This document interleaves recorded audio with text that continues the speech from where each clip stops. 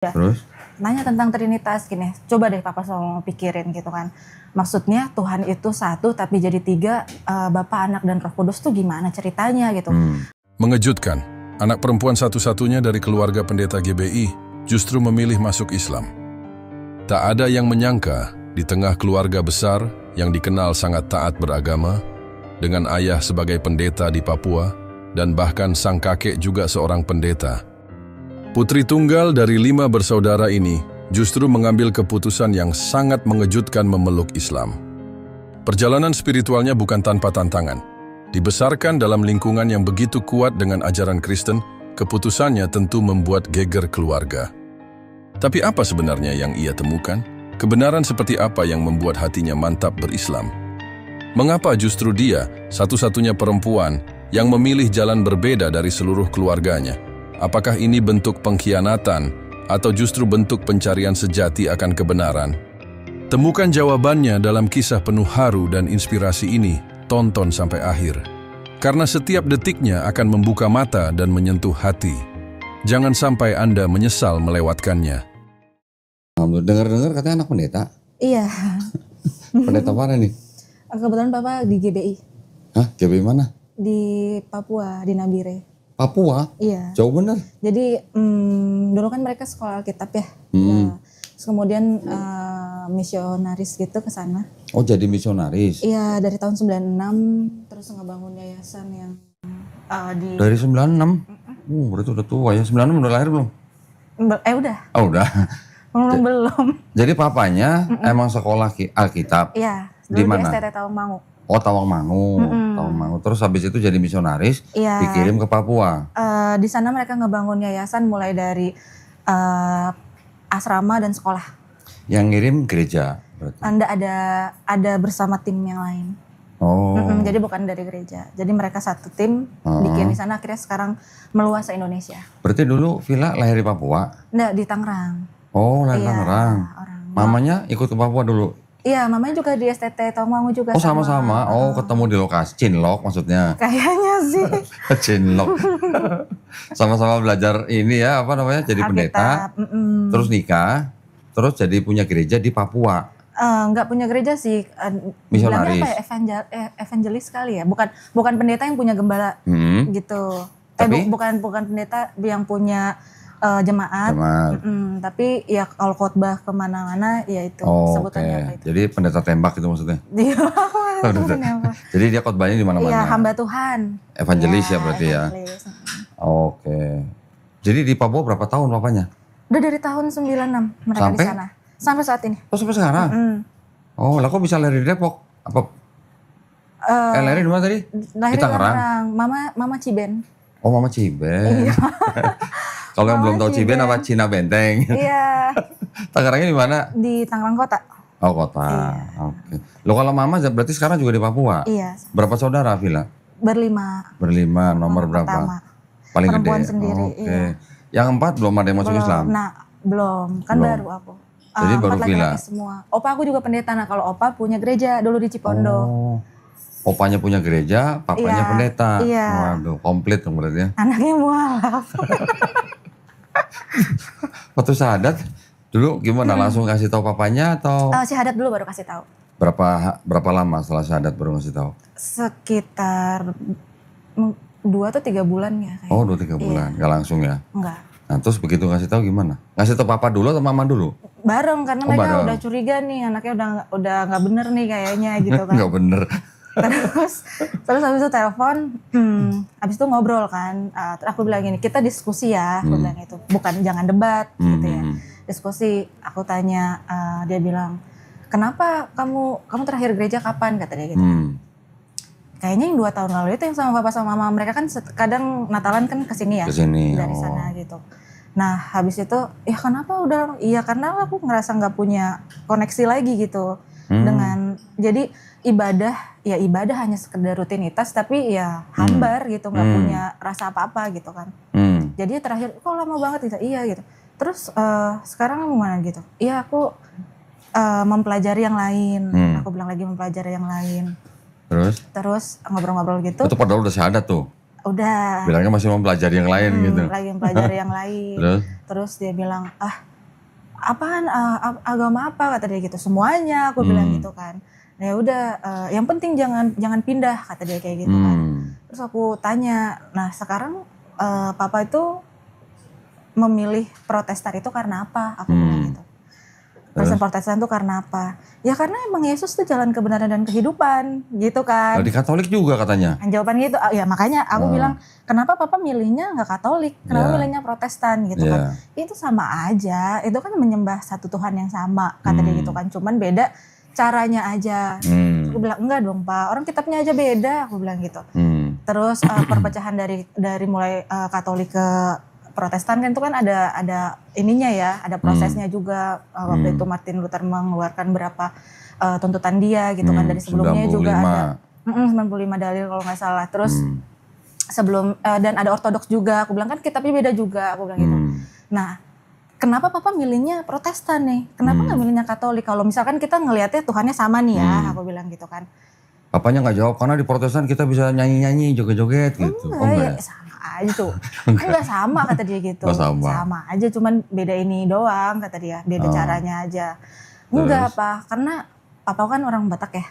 Enggak, karena opung itu Kristen Protestan. Coba kalau opung Katolik kita sekarang, aku ngomong gitu kan. Dia mulai dia terus akhirnya dia bilang, terserah deh Cici mau pelajarin agama apa, yang penting jangan pindah agama kata dia kayak gitu. Terus aku bilang, ya nggak bisa gitu kalau misalkan kita sudah menemukan yang benar, masa kita tetap harus ngikutin yang nggak benar hanya karena dulu-dulu kayak gitu gitu. Terus ya itu baru mulai. Terus berarti kamu udah nggak percaya Yesus kata dia. Percaya ada Yesus, tapi Yesus itu bukan Tuhan Pak, aku bilang gitu. Terus udah ini mulai ini ya kan, naik Ngasih ayat nggak tuh? Ngasih, enggak, belum ngasih, karena dia masih sabar. Ya udah, abis itu mama yang ini kan biasa kalau telepon kan di speakerin gitu kan. Wah kamu beneran udah sesat nih kata dia gitu. Kamu beneran udah sesat nih gitu. Enggak dong, aku bilang gitu. Enggak, percaya ada Yesus, tapi Yesus itu bukan Tuhan gitu. Yesus tuh nabi. Nah setelah Yesus tuh masih ada Nabi Muhammad kayak gitu. Enggak kata dia gitu. Berarti langsung ketahuan dong, wah Islam nih gitu. Dia udah bilang gitu. Kamu udah ini nih, kamu apa namanya terkena apa mainnya sama siapa kata dia gitu kan, udah kena sama lingkungan. Enggak, aku bilang emang enggak cuman ini yang dipelajarin, cuman aku nanya ke mereka itu tentang Kristennya, bukan tentang Islamnya gitu kan. Tapi itu nggak bisa dijawab. Terus aku tanya tentang Trinitas. Gimana bisa? Maksudnya Villa nanyain Trinitas ke papa mamanya? Kita bahas, iya. Aku bilang kita jangan debat ya, kalau debat kan berantem. Kita diskusi aja, aku bilang itu. Diskusi ringan aja, ya udah. Terus? Nanya tentang Trinitas gini, coba deh papa selalu pikirin gitu kan. Maksudnya Tuhan itu satu tapi jadi tiga, Bapa, Anak, dan Roh Kudus tuh gimana ceritanya gitu. Kalau misalkan emang Yesus itu Allah, maksudnya sebutannya ya, maksudnya Allah gitu. Lah dia pas waktu mau disalib aja dia berdoa dulu di Taman Getsemani gitu kan. Dia pas disalib aja dia juga berdoa, dia juga bilang Bapak mengapa Eli mengapa lama sabaktani ya. Mengapa engkau meninggalkan Eli lama sabaktani, bukan Eli mengapa lama sekali loh ya. Iya ya, pertolongannya nggak datang gitu ya. Ya ampun. Terus? Nah, terus bingung tuh dia ngejelasinnya sampai akhirnya dijelasin sama mama itu pakai rumus matematika. Pokoknya tapi maksud aku kan tetap nggak bisa karena pikirannya kan mereka nggak terbuka, jadi percuma mau dimasukin juga nggak ini kan. Pakai rumus matematikanya gimana? 1 tambah 1 tambah 1 sama dengan? Pokoknya satu Tuhan itu membiasnya jadi 3 gitu. Membias? Iya, jadi konsepnya mungkin konsepnya itu kayak matahari tuh ada cahayanya, ada panasnya, ada wujudnya. Tapi kan tetap kita bilang itu satu matahari kayak gitu. Terus aku bilang nggak bisa gitu. Terus dia bilang enggak, Yesus itu 100% manusia, 100% Tuhan. Iya nggak bisa dong. Iya aku bilang gitu dong, ya nggak bisa dong kayak udah gitu. Berani ya bantah orang tuanya ya. Kan kita diskusi aku bilang. Diskusi ya. Soalnya kalau debat pasti kan harus ada yang kalah, ada yang menang kan. Kalau diskusi kan enggak nih, kita saling tukar pikiran kan. Terus? Ya, terus kata dia, nggak bisa gimana memang, terus sekarang coba deh, dia 100% manusia 100% Tuhan tuh gimana mah, maksud aku kita coba jelasin. Terus kata dia, iya itu ada masa-masanya di mana dia 100% jadi manusia, 100% jadi Tuhan. Misalkan dia pas waktu melakukan mujizat, itu dari Tuhan, itu tuh Allah gitu kan. Ya yang biasanya ya dia physically manusia gitu. Nggak bisa mah Allah tuh Tuhan tuh nggak bisa berwujud manusia. Kalau misalkan dia mau turun gitu kan, dia kan bisa melakukan apa aja, kenapa dia harus menjadi manusia gitu. Terus ngomongin penebusan juga. Aku tanya, dulu tuh sih sebenarnya awal-awalnya mulai berpikir itu pas SMP. SMP itu dulu kan aku aktif di gereja ya. Emang aktif sih, menjadi remaja gereja, terus pelayanan juga, jadi guru sekolah minggu juga gitu. Sempat kita tuh ngebahas tentang perbedaan antara, dulu kan di HKBP di Medan, pas waktu udah ke sini ganti lagi nih. Kan karena aku gereja di mana aja kan konsepnya Tuhannya satu, ibadah kan di mana aja. Berarti kayak KJJ berarti? Iya, yang penting kan hatinya. Iya. Gitu. Tahu gak KJJ? Apa gereja? Gereja Kristen jalan-jalan. Nggak tahu. Pindah-pindah gitu. Nggak masalah sih. Nah, habis itu mereka ngebahas tentang bedanya karismatik sama yang biasa. Karismatik. Iya, itu aku mulai kayak ada beda-bedanya nih gitu kan. Maksudnya kenapa sih HKBP harus ngebahas itu? Gereja Sinode kenapa harus ngebahas yang itu kan? Nah, terus masuk kuliah. Masuk kuliah itu kan ada yang kayak dari UKM-nya kerohanian gitu kan, ada kayak kelompok kecil. Nah, mereka tuh kayak ngerangkul kita gitu kan, namanya anak-anak baru. Di situ dia ngajarin kayak, kan mereka udah punya materinya masing-masing. Ngajarin kalau manusia itu punya yang namanya natur dosa. Nature ya. Iya, jadi natur dosa itu dosa bawaan lahir gitu.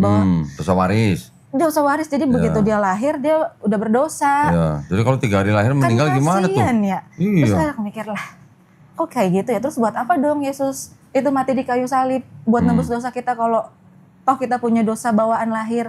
Itu aku tanya sama mamaku pas waktu kita ngomong itu. Itu tuh dosa dari yang zamannya Adam. Jadi kalau kita melakukan dosa ya kita tetap berdosa juga. Ya sia-sia dong. Terus udah ditebus masih dosa gitu? Iya makanya kan. Iya gitu. Beberapa yang ditanya tentang hal itu. Terus akhirnya udah selesai tuh obrolan kita malam itu. Besok paginya langsung ngirimin semua YouTube yang pertanyaan-pertanyaan gitu. Tentang Trinitas, tentang Yesus berdoa di Getsemani, terus itu semua. Kayak gitu. Tapi sampai sekarang sih masih dia ngirimin ini Christian Prince ya. Christian Prince. Iya, yang sekarang dia ngirimin itu. Tentang itu. Ya tetap aja aku bilang ya enggak lah itu. Loh, jadi waktu setelah habis ngobrol bertiga sama papa mama itu, terus akhirnya mereka tahu kalau Villa udah masuk Islamnya kapan? Sebenarnya harusnya mereka udah ngerasa, udah tahu. Udah tahu, cuman nggak yang itu aja. Cuman dia bilang kayak gini, terserah Cici kata dia gitu kan, mau pelajarin agama apa aja, yang penting jangan pindah kan kayak gitu kan. Terus ngapain pelajari kalau jangan pindah? Kalau seandainya yang benar ternyata Kristen itu bukan agama yang benar gitu kan, keyakinan itu, aku bisa dong milih yang lain. Ya udah kalau kamu itu nggak usah lagi ngomong sama papa, sama mama, mati pun papa nggak usah kau datang katanya gitu. Langsung gitu kan. Ya udah, ya orang aku udah Islam itu. Jadi ya udah. Maksudnya aku tahu tanggapannya, ya cuman kan emang ujian orang kan beda-beda ya gitu kan. Jadi hal-hal ini emang harus dihadapin. Loh, berarti Villa tinggal di Tangerang itu sama adik-adiknya? Enggak, sendiri. Sendiri?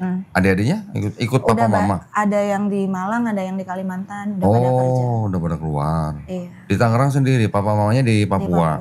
Setahun sekali mereka pulang gitu? Iya, setahun sekali pulang. Oke, nah terakhir berarti dari ngomong bertiga itu sampai sekarang belum ketemu? Belum balik lagi, belum ketemu. Iya, belum ketemu berarti. Terus kalau ketemu gimana? Iya, enggak. Pokoknya terakhir obrolan terakhir lagi nih kemarin.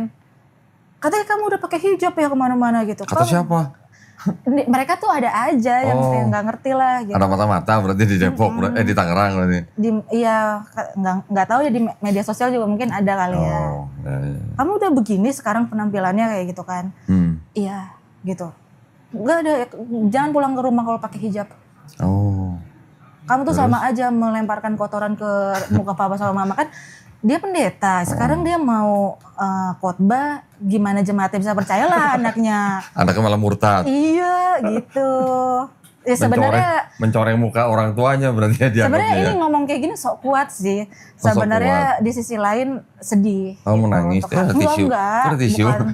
Tapi maksudnya di sisi lain kan mikirin juga tentang perasaan mereka gitu kan. Karena memang ya ini tentang sosialnya mereka yang berdampaknya itu banget pasti kan. Tapi apakah apakah orang-orang di Papua udah tahu kalau anak mereka udah masuk Islam? Harusnya sih udah. Harusnya, tapi mungkin sebagian ya. Waktu itu aku pernah upload di Instagram, langsung ditelepon. Akhirnya dihapus. Itu jangan sampai ya ada orang Papua yang nge-like kata dia gitu. Baru sebentar, udah langsung ya udah.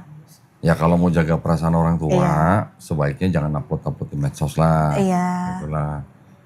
Kita makanya juga hargain lah. Nah makanya sebenarnya podcast juga awalnya nggak mau. Sama Kang Asep kan Ngaji Cerdas sudah berapa kali aku tolak. Nggak mau. Cuman akhirnya mau tuh ya karena diniatinnya ini aja buat syiar aja. Niatnya buat syiar. Gitu. Ya. Perjalanan hidupnya membuktikan bahwa hidayah bisa datang kepada siapa saja, kapan saja, bahkan dari lingkungan yang paling tidak terduga. Keberaniannya meninggalkan kenyamanan demi mengikuti suara hati adalah bukti bahwa kebenaran sejati akan selalu menemukan jalannya. Semoga kisah ini menjadi inspirasi bagi kita semua untuk terus mencari kebenaran dengan hati yang jujur dan terbuka.